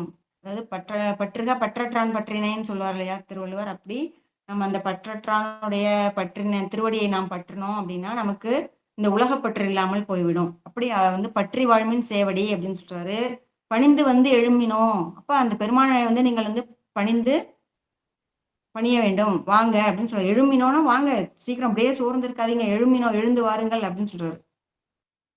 எங்க வரணும்னா அந்த திருக்கோடிக்கா திருத்தலத்திற்கு வரணும். அந்த திருக்கோடிக்கா திருத்தலம் அங்க விட்டிருக்கும் அந்த பெருமான் எப்படிப்பட்டவர் அப்படின்னா, வெற்றிகொள் தசமுகன் விரல்கட இருந்ததோர் குற்றமில் வரையினான் அப்படின்னு பாடுறாரு. அது 8வது பாடல்ல ராவணனை பற்றி பாடுவார். அதுதான் சொல்றாரு, வெற்றிகொள் தசமுகன். தசமுகன்னா 10 முகங்களை கொண்ட எப்பொழுதுமே வெற்றியை ஈட்டிக் கொண்டிருக்கும் அந்த ராவணன். வெற்றிகொள் தசமுகன் விரல் கெட, விரல்னா ஒரு அப்படிப்பட்ட அந்த ராவணனுடைய வீரம் கெடும்படியாக இருந்ததோர் குற்றமில் வரையினான். இப்ப குற்றமில் வரையினா அந்த இமயமலை. ஏன் அதை குற்றமில் வரை அப்படின்னு சொல்றாருன்னா, அதாவது பெருமான் விட்டிருக்கின்ற அந்த மலை கைலாய மலை. அந்த கைலாய மலை வந்து குற்றமில் மலை அப்படின்னு சொல்றாரு. ஏன்னா அங்க பெருமானும் பெருமாட்டியும் இருக்காங்க. அவங்களுடைய அந்த தரிசனம் நமக்கு கிடைச்சிட்டு அப்படின்னாலே இந்த உயிர்களை பற்றி இருக்கும் அந்த குற்றங்கள் எல்லாம் நீங்கி விடும். அதனாலதான் அதை குற்றமில் வரையினான் அப்படின்னு சொல்றாரு. குற்றமில் வரையினான் கோடிக்காவு சேர்மினே. அப்படிப்பட்ட அந்த பெருமான் வீட்டிற்கும் அந்த கோடிக்கா என்ற திருத்தலத்தை சென்று சேருங்கள் அப்படின்னு உபதேசம் பண்றாரு. இந்த வாழ்க்கை மெய் அப்படின்னு நினைக்க கூடாது, இது மாய வாழ்க்கை அப்படின்லாம் சொல்லி மாணிக்கவாசக சுவாமியும் சொல்லுவார். பெருமான் தான் நமக்கு அதையும் வரணும். மாய வாழ்க்கையை மெய்யென்று எண்ணி மதித்திரா வகை நல்கினான் அப்படின்னு சொல்லுவார். இந்த மாய வாழ்க்கையை மெய் அப்படின்னு நினைச்சு இதையே நம்ம இதுலயே நான் மயங்கி இருக்காத வகை பெருமான் எனக்கு நல்கினார் அப்படின்னு மாணிக்கவாசக சுவாமிகள் சொல்லியிருப்பாரு. அதே மாதிரி சுந்தரமூர்த்தி சுவாமிகளும் வாழ்வாவது மாயம் இது மண்ணாவது திண்ணம் அப்படின்னு சொல்லியிருப்பாரு. இந்த வாழ்க்கைங்கிறது ஒரு மாயம்தான். நமக்கு மெய்யினும் தோன்றினாலும் இது உண்மையில் பார்க்க போனால் இது ஒரு பொய்யான வாழ்க்கை, இது ஒரு மாய தோற்றம் தான் நமக்கு. இது மெய் கிடையாது. மெய் எது அப்படின்னா பெருமானுடைய திருவடியை சென்று சேர்வதுதான் அப்படின்னு சொல்லி நமக்கு ரொம்ப திண்ணமாக ஒவ்வொரு ஆச்சாரியருமே அவங்க எப்படியெல்லாம் உபதேசித்து இந்த உயிர்களை பக்குவப்படுத்த வேண்டுமோ அதுக்காக பதிகங்கள் நிறைய பதிகங்கள்ல இதே மாதிரி நமக்கு வாழ்க்கை நிலையாமையை பற்றி சொல்லிக்கிட்டே வராங்க. அதெல்லாம் நம்ம பார்த்து படிச்சு கொஞ்சமாவது நமக்கு மனசுல ஏத்திக்கணும், பெருமானுடைய திருவடியை சிந்திக்கணும் அப்படிங்கறதுதான் அவர்களுடைய நோக்கமாக இருந்திருக்கின்றது. அடுத்தது 10வது பாடல். மங்கு நோய் உறும்பினி மாய் இல்ல 9வது பாடல், மன்னிக்கணும் 9வது பாடல். மங்கு நோய் உறும்பினி மாயும் வண்ணம் சொல்லுவன் செங்கன் மால் திசைமுகன் சென்றளந்தும் காண்கிலா வெங்கன் மால் விடையுடை வேதியன் விரும்புமோர் பொங்குலாம் வளம்பொழில் கோடிக்காவு சேர்மினே அப்படின்னு சொல்றாரு. இப்ப இங்க மங்கு நோய் உறும்பினி அப்படின்னு சொல்றாரு. மங்குனா மங்குதல் நமக்கு சாதாரணமா தெரியும், ஒளி குன்றி போதல், குன்றுதல், அதான் மங்குதல்ங்கிறதுங்க. மங்கு நோய் உறும்பினி. இந்த உறும்பினா என்னன்னா நமக்கு உடல்ல ஏற்படுகின்ற பிணி அதையும் எடுத்துக்கலாம், அந்த பிறவி ஆகிய இந்த பிணி அதையும் எடுத்துக்கலாம். இப்போ உடல் பிணி உயிர் பிணி இதெல்லாமே சொல்லுவாங்க. பிறவி பிணி உயிர் பிணினா நம்ம மனசுல நமக்கு எத்தனையோ உடல்ல நல்லாதான் இருக்கும், ஆரோக்கியமா இருப்போம், ஆனா மனசுல ஏகப்பட்ட கஷ்டங்கள் வரும் இல்லையா, அந்த உயிர் வந்து அதை நினைச்சு வருந்தும். அப்படி அதுவும் ஒரு பிணிதான். அப்படி அந்த உயிருக்கு ஏற்படுகின்ற அந்த மனதில் ஏற்படுகின்ற அந்த வருத்தம், உடல்ல தோன்றும் அந்த பிணி, இப்ப பிறவியாக இந்த பெரும் பிணி இது எல்லாம் நமக்கு மாயும் வண்ணம் ஏதாவது இருக்கா, இதெல்லாம் மாய்ந்து போவதற்கு இந்த பிணியிலிருந்து நாம் விடுபடுவதற்கு ஏதாவது வழி இருக்கா அப்படின்னா இருக்கு, அதையும் நான் சொல்றேன் அப்படிங்கிறார். மாயும் வண்ணம் சொல்லுவன் என்ன சொல்றாரு, என்ன நமக்கு உபதேசம் பண்றாரு அப்படின்னா, செங்கன்மால் திசைமுகன் சென்றளந்தும் காண்கிலா அப்படிங்கிறாரு. திசைமுகன்னா பிரம்மதேவர், செங்கன்மால்னா பெருமாள். அவங்க 2 பேரும் சென்று அளந்தும் காண்கிலா வெங்கன்மால் விடையுடை வேதியன் அப்படிங்கிறார். இப்ப திருமால் பிரம்மன் இவங்க 2 பேரும் அடியை முடியையும் தேடி போறாங்க. அவங்க 2 பேராலையும் சென்று தேடி காண முடியாத பெருமானாக அரும்பெரும் ஜோதியாக இருக்கின்றார் நமது பெருமான். அப்படிப்பட்ட பெருமான் என்ன வச்சிருக்காரு அப்படின்னா வெங்கன்மால் விடையை உறுதியாக கொண்டிருக்கின்றாராம். வெங்கன்னா வெம்மையான அந்த கண்களை கொண்ட, மால் விடைனா மிகப்பெரிய இந்த ரிஷப வாகனத்தை கொண்டிருக்கின்றார். விடையுடை வேதியன். ஏன் அவர் வேதியன் அப்படின்னு சொல்றாருன்னா பெருமான் வந்து வேத சொரூபினனாக இருக்கின்றார் அப்படின்னு பார்த்திருக்கோம். இந்த உயிர்களுக்காக வேதங்களையும் ஆகமங்களையும் உபதேசித்து அதன் பொருள்களையும் பெருமான் பாடுவார். அங்கமும் வேதமும் ஓதும் நாவர் அப்படின்லாம் பார்த்திருப்போம். அப்படிப்பட்ட வேத சொரூபினனாகி அந்த பெருமான் வந்து இங்க இந்த கொங்குலாம் பொழில் வளம்பொழில் கோடிக்காவில் விற்றிருக்கின்றார் அப்படின்னு சொல்றாரு. இப்போ கொங்குலாம் பொழில்னா மனம் பொருந்திய பொழில்கள் சூழ்ந்த கோடிக்காவு என்ற திருத்தலத்திலே பெருமான் வீற்றிருக்கின்றார். அவரை சென்று சேருங்கள். உங்களுக்கு இந்த மங்குவதான இந்த உடல் பிணி, உயிர் பிணி, பிறவி பிணி இவையெல்லாம் மாய்ந்து போகும் அப்படின்னு சொல்லி நமக்கு ரொம்ப அழகா உபதேசம் பண்றாரு. அடுத்தது 10வது பாடல். தட்டொடு தழைமயில் பீலிகொள் சமணரும் பட்டுடை விரித்துகிலினார்கள் சொல் பயனிலை விட்டபுன் சடையினான் மேதகும் முழவடும் கொட்டமைந்த ஆடலான் கோடிக்காவு சேர்மினே அப்படின்னு சொல்லி சொல்றாரு.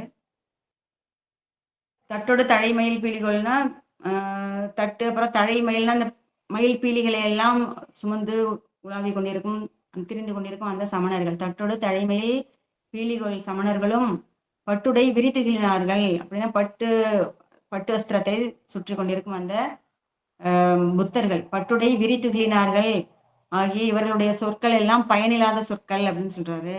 இப்ப இவங்க சொற்களை எல்லாம் நீங்க கேட்கக்கூடாது. இந்த உலகத்துல பலதரப்பட்ட மக்கள் இருப்பார்கள். அவர்கள் எல்லாம் பலதரப்பட்ட கருத்துக்களை சொல்வார்கள். அதுல எது பயனுடையது அப்படிங்கிறத நம்ம அலசி ஆராய்ந்து பயனுடையவர்கள் சொல்ற அந்த சொல்லதான் நம்ம கேட்டுக்கணும் அப்படின்னு உபதேசிக்கிறாரு. இப்ப இந்த புத்தர் சமணர்கள் சொல்கின்ற இந்த சொற்கள் எல்லாம் பயனில்லாத சொற்கள் அப்படின்னு சொல்றாரு. ஏன்னா அவங்க வந்து எப்பவுமே நம்ம பெருமானை இழித்துதான் பேசுவார்கள். அப்ப அவர்களுடைய சொற்களை நீங்க கேட்டீங்க அப்படின்னா வீணாக இந்த பிறவி சூழல்ல சிக்கி திரும்பவும் மறுபடியும் பிறவியிலே தான் சிக்கி கொண்டிருக்க வேண்டும். அப்ப அந்த சொற்கள் எல்லாம் பயனில்லாத சொற்கள், அதை நீங்க கேட்காதீங்க அப்படின்னு சொல்லி நமக்கு உபதேசம் பண்றாரு. இப்ப என்ன பண்ணணும் அப்படின்னா விட்ட புன் சடையினான் மேதகும் முழவடும் கொட்டமைந்த ஆடலான் கோடிக்காவு சேர்மினே அப்படின்னு சொல்றாரு. விட்டன்னா இங்க தொங்க விட்ட புன் சடை, நல்ல இறுக்கி கட்டப்பட்ட அந்த சடையுடைய பெருமான். அவர் மேதகும் முழவு அப்புறம் மேதகும் முழவோடும் கொட்டமைந்த ஆடலாம். அந்த கொட்டு முழவுங்கிற அந்த கருவிகள் எல்லாம் இசைக்க பெருமான் அதற்கேற்றபடி ஆடிக்கொண்டிருக்கின்றாராம். அப்படிப்பட்ட அந்த பெருமான் கோடிக்கா என்ற திருத்தலத்திலே விற்றிருக்கின்றார். அந்த பெருமானை சென்று சேருங்கள் அப்படின்னு சொல்றாரு. இப்ப இந்த பயனில்லைன்னு சொல்றாரு இல்லையா, பயனில்லாத சொற்களை நாம் கேட்கக்கூடாது அப்படின்னு சொல்லி சொல்றாரு. இதுக்கு வந்து திருவள்ளுவர் அழகா சொல்லியிருப்பாரு. பயனில் சொல் பாராட்டுவானே மகனல் மக்கட் பதறியனல் அப்படின்னு சொல்லுவாரு. இப்ப யாரெல்லாம் யாராவது சும்மா சாதாரணமா இப்போதைக்கு அவங்க சொல்றதை கேட்கறதுக்கு நல்லா இருக்கு, அதுல எந்த பயனும் இல்லைனாலும் கேட்கறதுக்கு நல்லா இருக்கு, அதனால கேட்டுட்டு அப்படியே நேரத்தை வீணாக்கிட்டு இருப்போம் அப்படின்னா அப்படிப்பட்டவங்க எல்லாம் மகன் என்னல்னா அவனை மகன்னே சொல்ல முடியாது, மக்கட் பதறி எனல் அவர்கள் எல்லாம் நெற்பதற்கு சமமானவர்கள் அப்படின்னு சொல்லி சொல்லுவாரு. அப்படி பயனில்லாத சொற்களை எல்லாம் நம்ம கேட்கக்கூடாது அப்படிங்கிறத ரொம்ப அழகா ஒரு அதிகாரம் மூலமா நமக்கு திருவள்ளுவர் பெருமான் உபதேசிச்சிருப்பாரு. அப்படி எது வந்து நம்ம கேள்வி காது கொடுக்கப்பட்டிருக்குன்னா பெருமானுடைய புகழை தான் நம்ம கேட்கணும் அப்படின்னு சொல்லுவார் இல்லையா அப்பர் சுவாமிகள். செவிகால் கேண்மீன்களோ சிவன் எம்மிரை செம்பவள எரிபோல் மேனி பிராந்திரம் எப்போதும் செவிகால் கேண்மீன்களோன்னு. இந்த காதின் மூலமாக இந்த பெருமானுடைய திருப்புகழை மட்டும்தான் நம்ம கேட்டுக்கிட்டே இருக்கணும் அப்படின்னு சொல்லுவாங்க. அப்படி நம்ம பயனுடைய சொற்களை தான் நம்ம கேட்கணும் அப்படின்னு சொல்லுவாரு. திருஞான சம்பந்தர் சுவாமியும் சொல்லுவாரு, பெற்றமரும் பெருமானை அல்லால் மற்றோர் பேச்சிலோமே அப்படின்னு. பெற்றமரும் அந்த பெருமான் இருக்காரே அவரை பற்றி தான் நம்ம எப்பொழுதுமே நாங்க பேசிட்டு இருப்போம். அவர் இல்லாத பேச்செல்லாம் நாங்க பேசவே மாட்டோம். மற்றோர் பேச்சிலோமே, எங்களுக்கு வேற எதுவுமே பேசவே தெரியாது, நாங்க பெருமானை பற்றி மட்டுமே தான் எப்பொழுதும் பேசிக் கொண்டிருப்போம் அப்படின்னு சொல்லுவார். அப்படி வந்து பயனுடைய சொற்களாகத்தான் நம்ம வந்து பேசணும். யாரெல்லாம் அப்படிப்பட்ட பயனுடைய சொற்களை சொல்கிறார்களோ அதைத்தான் நம்ம எப்பொழுதும் கேட்டுக்கொண்டிருக்க வேண்டும். அப்பொழுதுதான் நம்மளோட உயிர் வந்து அதை சென்று பற்றும், அந்த பெருமானுடைய திருவடியை சென்று பற்றும். அதனால நம்ம அதைத்தான் நம்ம கேட்கணும் எப்பவும் அப்படின்னு உபதேசம் பண்றாரு. அடுத்தது 11வது பாடல். கொந்தனை குளிர்பொழில் கோடிக்காவு மேவிய செந்தழல் உருவனை சீர்மிகு திரளுடை அந்தனர் புகழியுள் ஆய கேள்வி ஞான சம்பந்தன தமிழ் வல்லார் பாவமான பாருமே அப்படின்னா ரொம்ப அழகா இந்த பதிக பலனை சொல்றாரு. பாவம் எல்லாம் பாரும்னா அழியும் அப்படின்னு சொல்றாரு. இந்த 10 பாடல்களை யாரெல்லாம் பாட வல்லார்களோ, யாரெல்லாம் பொருளோடு புரிந்து பாட வல்லார்களோ அவருடைய பாவமானது பாரி போகும், அழிந்து போகும் அப்படின்னு சொல்றாரு. அது கொந்தனை குளிர் பொழில்னா கொத்துக்களாக பூத்து குலுங்கி கொண்டிருக்கும் மரங்களை உடைய பொழில்கள் சூழ்ந்த கோடிக்காவில் விற்றிருக்கும் மேவியென விரும்பி விற்றிருக்கும் அந்த செந்தழல் உருவனாகி அந்த பெருமான் வந்து தழல் உருவினன் அழல் உருவினன் அப்படின்லாம் பார்த்திருப்போம். அப்படிப்பட்ட செந்தழல் உருவினன் ஆகிய அந்த பெருமானை சீர்மிகு திரளுடை, சீர்மிகு திரள்னா சீர்மை பொருந்திய பெருமை மிக்க சொற்களால் பாடக்கூடிய திரளுடை அந்தனர் புகழியுள், அப்படிப்பட்ட அந்தணர்கள் நிறைந்த புகழியுள் ஆய கேள்வி ஞான சம்பந்தன். ஆய கேள்வின்னு அந்த இடத்துல கேட்கப்படுவதால் தான் அது கேள்வி அப்படின்னு சொல்லியிருப்பாங்க, பார்த்திருப்போம் இல்லையா? நம்ம காதால கேட்பதனாலதான் அது கேள்வி. அப்படிப்பட்ட நல்ல செய்திகளை கேட்ட ஆய கேள்வி ஞான சம்பந்தனா நல்ல அறிவுடையான மெய்ப்பொருளை கேட்ட, அதனால் ஞானம் பெற்றவனாகிய ஞான சம்பந்தன் தமிழ் வல்லவர். அவர் மூலம் ஓதப்பெற்ற இந்த தமிழில் வல்லவர்கள் அவர்களுடைய பாவம் பாரும் அழிந்து போகும் அப்படின்னு சொல்லி ரொம்ப அழகா இந்த பதிக சிறப்பை சொல்றாரு. அதாவது பாவமான பாரி பறைய நம்ம என்ன செய்யணும் அப்படிங்கிறது, பூநூறு புனித நாமத்தை வந்து நம்ம 100,000 நன்ன வேண்டும் அப்படின்னு அப்பர் சுவாமிகளும் ஒரு பதிகத்துல பாடியிருப்பாரு. அப்படி இந்த பெருமானுடைய புகழை பேசணும், அவருடைய திருவடியையே நாம் நினைந்து கொண்டிருக்கணும், அவருக்கு செய்யக்கூடியதான இந்த நன்னெறிகளையே நம்ம என்றும் செய்து கொண்டிருக்கணும். இந்த வாழ்க்கையை வந்து பொய்யானதான இந்த பொய் வாழ்க்கையை விட்டு மெய்யை நாம் நாட வேண்டும் என்பதுதான் இந்த பதிகம் முழுவதுமே நமக்கு திருஞான சம்பந்த சுவாமிகள் உபதேசம் செய்திருக்கிறார். அதனால இந்த பதிகத்தை நாம் படித்ததும் இதோட மட்டும் இல்லாம பெருமான் இதில் என்ன சொல்லியிருக்காரோ அதை வந்து நாம் முடிந்த அளவு நாம் கடைபிடிப்போமாக என்று கூறி இந்த நல்வாய்ப்பினை அளித்த அம்மையார் அவர்களுக்கு நன்றி கூறி வணக்கம் விடைபெறுகின்றேன். நன்றி, வணக்கம். திருச்சிற்றம்பலம். இல்லப்பா சிவா, மிக மிக மகிழ்ச்சியாக இருக்கிறேன். என்றால் நான் இந்த குறிப்புகள்லாம் நான் கொடுக்கவே இல்லை. எப்பயுமே இந்த இதில் மீட்டிங்கில் வந்து பேசணும்னா நீயே தான் தயார் பண்ணணும், உன்னோட தேடல் தான் இருக்கணும் அப்படின்னு சொல்லிட்டு கிட்டத்தட்ட கடுமையாக உழைத்து ஒரு 2-3 மணி நேரத்துக்கு மேலே உழைத்து தான் அவர்கள் தயார் பண்ணியிருக்கு. இப்போ நான் சும்மா ஒரு 3 மணிக்கு மேலே ஒவ்வொரு பாட்டா சொல்லுன்னு சொல்லி இந்த மெருகேற்றுறதுக்காக சில விஷயங்கள் சொல்லுவோம்ல, அதை மட்டும்தான் வந்து சொல்லிட்டேன். அதான் பெரிய விஷயம் என்னன்னா, இறைவனோட நன்கொடை இவ்வளவு நூல்கள் வாங்கி வச்சிருக்கிறோமே, இதுக்கு வந்து வாரிசு வேணும் இல்லையா? பல பேருக்கு வாரிசு இல்லை. பெரிய பெரிய அறிஞர்கள் பேச்சாளர்களுக்கெல்லாம் அவர்களுடைய பிள்ளைகளோ ஒரு வாரிசுகளோ வேறு துணை வழி வாரிசுகள் யாருமே வந்து இந்த நெறியிலேயே வரல. இது வந்து பெருமான் வந்து நமக்கு கொடுத்த ஒரு பெரிய ஒரு நன்கொடையை தான் வந்து கடவுள் வந்து எங்கே வந்து யாரை வந்து எப்பொழுது பிறப்பிக்கணும்னு சொல்லி எல்லாமே திட்டமிட்டு எதுவுமே வந்து முன்னதாக பெருமான் வந்து நினைக்கக்கூடியதுதான் இருக்கு. அந்த அளவுக்கு வந்து எனக்கு ஒரு பெரிய ஒரு மகிழ்ச்சி. அதே போல நான் மற்றவங்களையும் நம்ம தயார் பண்ணியிருக்கோம், அவர்களும் வந்து அந்த அளவுக்கு சிறப்பாக வந்து கொண்டிருக்கிறார்கள். நிறைய தொடர்களை வந்து எடுத்து இங்கே வந்து சேர்த்தது வந்து எனக்கு ரொம்ப ஒரு ஆச்சரியமாக இருந்தது. இந்த இந்த வாழ்க்கை நிலையாமை உணர்த்தக்கூடிய பதிகங்கள்ல அடுத்து திருத்தூங்கானை மடம் ஞானசம்பந்தரை பொறுத்தவரையிலும் 1வது திருமுறை 59வது பதிகம், அப்புறம் திருநாரையூர்ல வந்து 2வது திருமுறை 86வது பதிகம், அப்புறம் திருநீலகண்டம் அவ்வினைக்கு வினையா இருக்கு இல்லையா, அது வந்து 116வது பதிகம் 1வது திருமுறை, அப்புறம் திருவாரூர்ல வந்து பவனமாய் சோடையா என்று சொல்லி அந்த பதிகத்துல கூட ஒரு பாட்டு எடுத்து சொன்னிச்சு 2வது திருமுறை 79வது பதிகம். அடுத்தது திருக்கோவல் வீரட்டத்துல 8வது 9வது பாடல்களை தவிர மீதி பாடல்கள்லாம் வந்து வாழ்க்கை நிலையாமையே வந்து எடுத்துக்கொள்ள சொல்லக்கூடியவையா இருக்கு. அப்புறம் தனி பாடல்களா பார்த்தோம்னா திருச்சாய்க்காட்டுல நீ நாளும் நெஞ்சே நினைகண்டாய் 6 அறிவார் சானாலும் வாழ்நாளும், அதே போல திருப்புள்ள மங்கையில ஒரு பாட்டு மெய்த்தானே ஒரு தொடங்கும். அப்புறம் திருப்புகழூர்ல வாழ்ந்த நாளும் இனி வாழ்ந்த நாளும் வாழும் நாளும் இவை அறிவீரே வீழ்ந்த நாள் எம்பெருமானை ஏத்தா விதியில் நிகால் என்று சொல்லி அங்கே சொல்லுவாங்க. அப்புறம் திருக்கோளில நாளாய போகாமை நஞ்சனியம் கண்டனுக்கே ஆளாய அன்பு செய்வோம் மடனெஞ்சே அரணாமம் கேளாய் நம் கிளைகளிக்கும் கேடுபடா திறமருளி கோலாய நிற்குமவன் கோளில் எம்பெருமானி. இதை போல நிறைய உதிரி பாடல்கள் இருக்கு. நிறைய 3 பேருமே ஆச்சாரியர்கள் வந்து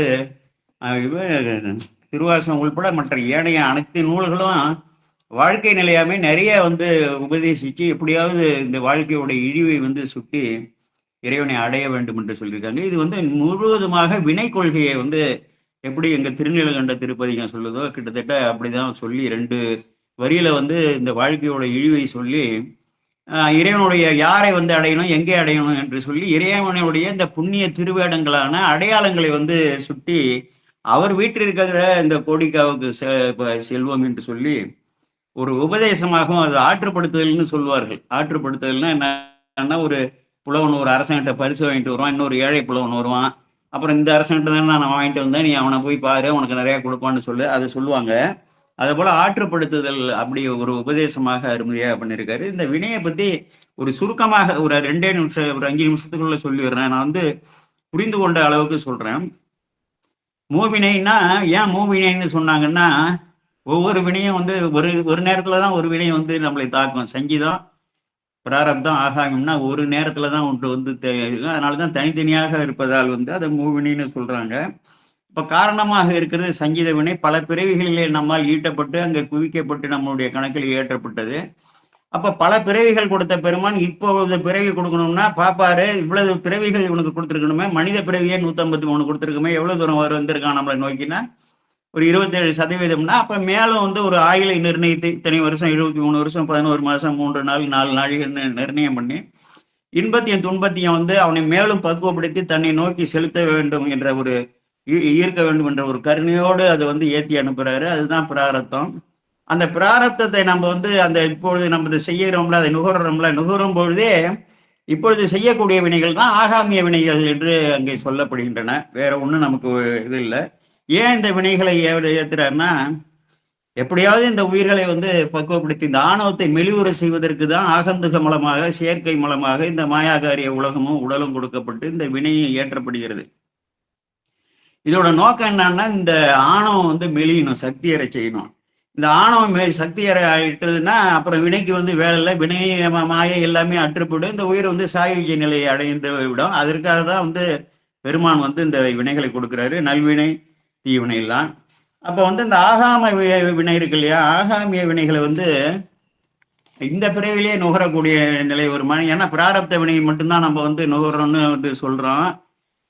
ஆகாமிய வினையும் நுகரக்கூடிய நிலை வருங்கிறதுக்கு தான் சுந்தரமூர்த்தி சாமிகளே சொல்றாரு, குற்றொருவரை கூரை கொண்டு கொலையில் சூழ்ந்த களவெல்லாம் செற்று ஒருவரை செய்த தீமைகள் இம்மையே வரும் திண்ணமான் என்று உறுதிப்பாடாக நீ ஒருத்தனை குத்தி கொலை செஞ்சீங்கன்னா இந்த பிறவிலே வருண்டாதுன்னு நிறைய சொல்றாரு. அது நல்லது சொன்ன வழிபட்டோம்னா திருப்புகழூர்ல சொல்றாருல, இம்மையே தரும் சோறும் கூறியும் ஏத்தலாம் இடர் கடலமா. உனக்கு எப்படிப்பட்ட வினை எப்படி இருந்தா கூட நீ திருப்புகழூர்ல வந்து பெருமான ஏத்தினீங்கன்னா இம்மையே உனக்கு சோறும் கூறையும் கொடுப்பாரு, அம்மையே சிவலோகம் ஆள்வதற்கு யாதும் ஐயுறவில்லை என்று அப்படி வந்து சொல்வாரு. இந்த வினைகள்லாம் வந்து முன்னாடியே திட்டமிட்டு அப்படிதான் வந்து நடக்குது. பெருமானே வந்து முன்னாடியே நிர்ணயிச்சபடிதான் எல்லாமே நமக்கு நடக்குது. கண்மமலத்தோட காரியங்கள்ங்கிறது இன்பமும் துன்பமும் 2 தான். அது காரணமாக மூலமாக இருப்பது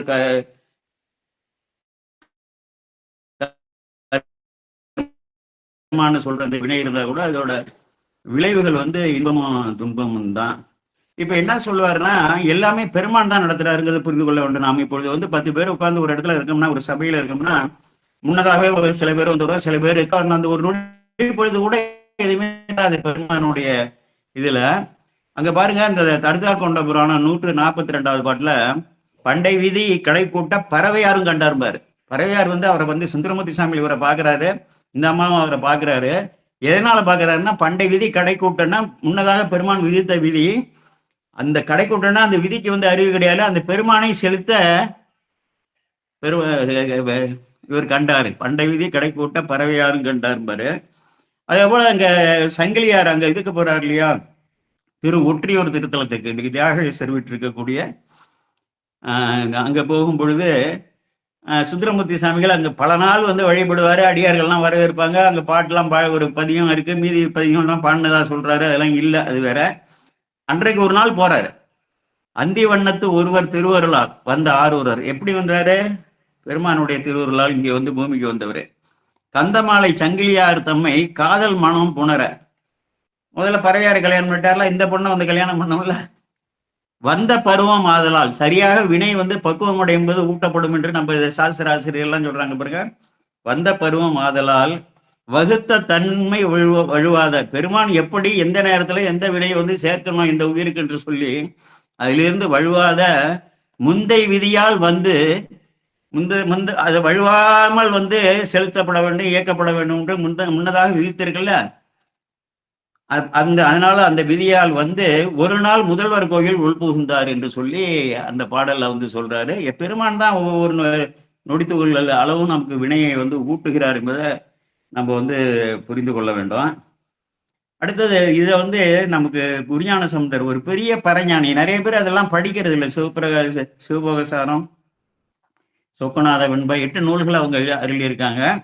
அதுல பாருங்க, இன்ன வினை இன்ன தளத்து இன்ன பொழுது இன்னபடி இன்னதனால் எய்தும் என்றறிந்தே அன்ன வினை அன்னதளத்தில் அன்ன பொழுது அன்னபடி அன்னதனால் பின்னமர கூட்டும் எங்கள் பிரான் என்று சொல்லி ஒரு அற்புதமான ஒரு பாடல் பாடியிருப்பாரு. இன்னொரு பாடல் கூட பார்த்தீங்கன்னா, இந்த ஆலயங்கள்லாம் இடிஞ்சு கிடக்கிறதுக்கு வந்து இதுன்னு சொன்ன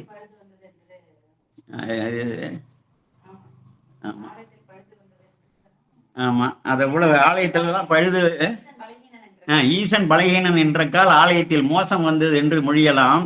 ஈசனே ஆக்குவதும் அழிப்பதும் தானானால் நோக்குவது ஏன் யாம் பிறர் என்ன, எதுக்கு இன்னொருத்தரை போய் அவன் வந்து இடிச்சு விட்டான் இவன் இடிச்சுட்டாங்கும் போது, ஏன்னா ஆக்குறது அழிப்பது அவரை தவிர எவராலும் முடியாதுன்னு சொல்லுவாங்க. அதான் இந்த வினை கொள்கை வந்து அருமையான நமக்கு வந்து ஒரு கொள்கை, மிக மிக சிறப்பு. நிறைய வந்து பாடலை நான் எல்லாமே எதுவுமே பண்ணலை, இந்த உதவியெல்லாம் பண்ணல. நூல் இருக்கு, நீயே படி, தேடு, உனக்கு தேடினா தான், நீயா தேடினா தான் உனக்கு வந்து இந்த வேட்கை வரும், இந்த தேடல் வந்து உனக்கு வரும்னு சொல்லிட்டு இப்போதான் ஒரு 3 மணிக்கு மேலே நீ என்ன அந்த பாட்டெல்லாம் சொல்லுன்னு சொல்லி இதெல்லாம் நீ என்ன எடுத்துருக்கலாம் கேட்கல.